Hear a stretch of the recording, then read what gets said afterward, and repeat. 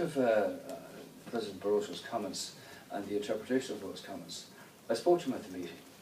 Let me say that there isn't any row here at all. The European Commission have always been very favourable towards Ireland, and President Barroso himself, in my meetings with him over the years, has always been very favourable towards Ireland. There are two separate processes here, and at his own press conference now, he expects, if he's asked this question, to repeat in respect of the ESM, that the decision made on the 29th of June last year is unchanged, still stands, and continues to hold out the possibility of direct recapitalisation of banks. The discussion that took place at ECOFIN and the development of a single resolution mechanism and a single resolution fund is a matter for the future, and that's the work that has been built upon over the last number of weeks and that was completed by the ministers this week. So whatever interpretation was put on this, let me be very clear on it. There is no difference of opinion in respect of the decision of the 29th of June. That stands, was reiterated on half a dozen occasions, and in respect of that, the senior officials will meet in January to discuss the mechanics of the process of dealing with the concept of direct recapitalisation, and they will make the presentation to senior ministers when they conclude that. In any event, this cannot take place until the single supervisory mechanism is in situ, and that won't be until next November. So there's plenty of time here to work on this process. And that process has been driven by the decision of the June ministers' meeting, where it was agreed that on a case-by-case basis, with agreement, that possibility continues to be in play. So that's the story. Just in relation to Mr. Wren and this question of the Irish government asked that he would not be in Dublin. Let me be clear on this. Ireland is the first country to have exited a bailout. And I, for one, and the government as a whole, were not in favour of having any undue hype or expectation generated about the fact that Ireland was exiting the bailout. We made a decision as a government which we considered was the right decision at the right time, in the right way for our people and for our country. And we did that on the basis of assessing all of the information, not to have a precautionary credit line. And we've been very careful not to heighten expectations here, because you can become victims of your own success. And because Ireland's exports are at an all-time high, because interest rates have fallen, because so many other things are beginning to turn favourably towards the country, expectations normally get raised. So we have to maintain our momentum. We have to meet our targets, we have to reach our objectives, and we will. We have a very strong relationship with the European Commission, and we engage with them on a very regular basis.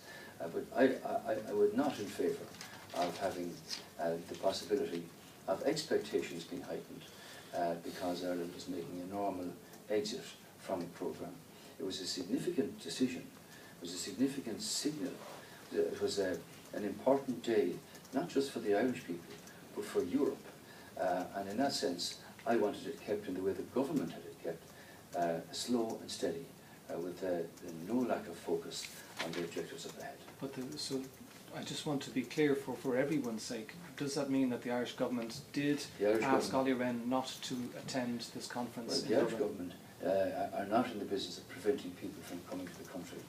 But like A.J. Chopra in his final report on the IMF delegation yesterday, he released it and said one thing that they had learned was that countries where they work or where there are programs involved should have the flexibility to do things in the best interests of their people.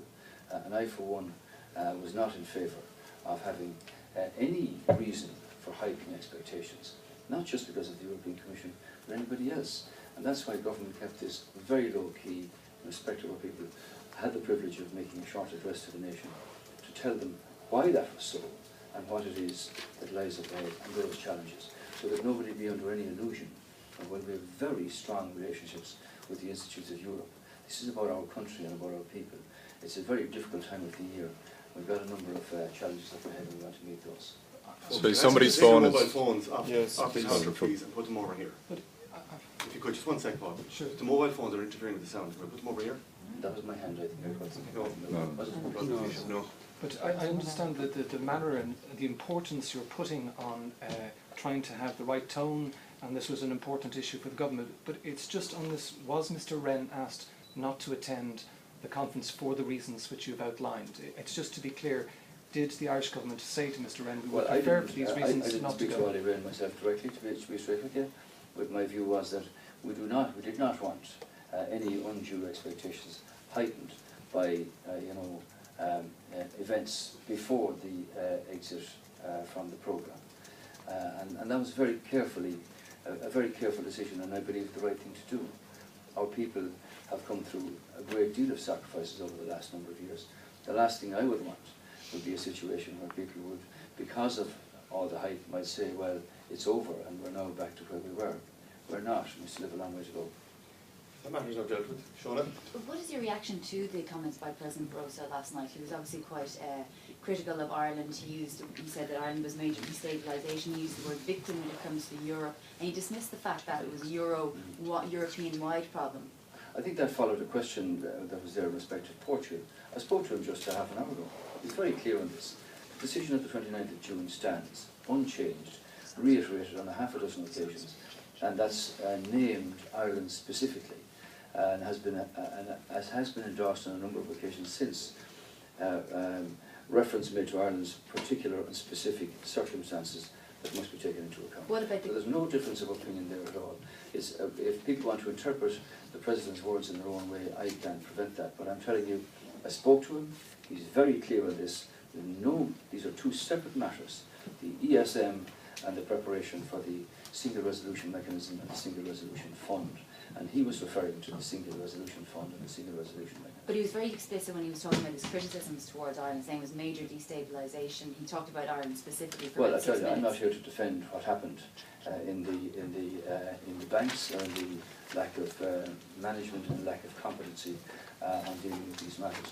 That's why, when we have a banking inquiry, in my view, they should go back far enough to understand the context by which all of these events that led up to that situation happened in the first place. I think that's it. Suzanne. Just a slightly different angle on this. Apart from what he said and what he meant, one thing that's coming through to people at home is the tone in which President Barroso spoke last night, and a few people have said that to us.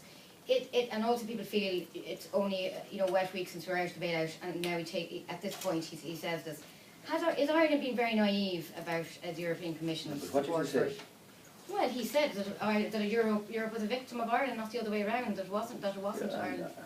As the Taoiseach, I'm not defending the situation that happened on the lead to that. That's why the people gave their verdict in the general election, and they gave the government a mandate to sort out the problem related to the public finances and to get the country back working. President Barroso also was asked questions about Portugal and whether they were victims of Europe or the other way around. But in that sense, he's very clear that the decision of the 29th of June by the European Council has not changed, it still stands, and that's what we're working on. And officials are meeting in January to follow that through in the context of recapitalisation being a possibility under the ESM, and a significant amount of 60 billion being recognised in that fund as being available for recapitalisation. The other process is the Single Resolution Mechanism and the Single Resolution Fund. One does not change the other. So our relationship with President Barroso is very strong, very clear. I spoke to him just a half an hour ago, and that's the situation. Okay, so can you just tell us who you're... I'm a Ukrainian journalist. I want to ask you about this Russian-Ukrainian Euro bonds, which will be issued at the Dublin Stock Exchange. It was Ukrainian initiative.